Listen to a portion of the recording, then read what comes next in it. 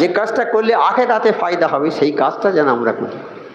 আমরা দান করি, মহান সাহেব দানের কথা বলছিলে, আমরা দান করি, দান করলে দানটা করতে হবে আল্লাহর জন্য দান করতে হবে। দানটা করে যদি আমি প্রকাশ করি যে লোকে আমাকে বড় দানি বলবে, তাহলে আমার দানটা আর আল্লাহর কাছে গ্রহণীয় হবে না। তাই দান করেও আমার কোনো নেকি হবে না, আমার গোনা হয়ে যাবে। তাই এমন কাজ করতে হবে যেন আখেরাতে কিছু পাওয়া যায় ফায়দা। দান করে গোপনভাবে থাকবে, দানের কথা উল্লেখ করতে পারবে না, আর পয়সাই দিয়ে দান করতে হবে। হালাল পয়সা না হলে তোমার দান গৃহীত হবে না। তাই হালাল পয়সা দান করলে, একটা পয়সা দান করতে পারবে না বাবা।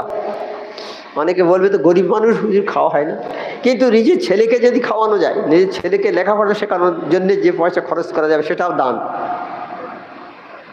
নিজের সংসারে যেটা খাবে সেটাও দান হবে। হালাল পয়সা চাই।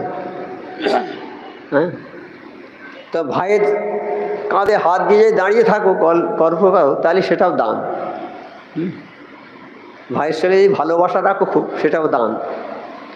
শুধু পয়সা করি দান করলে এটা দান নয়, ভাইয়ের সঙ্গে ভালো ব্যবহার করে মা বাপকে সেবা করলে সেটাও দান।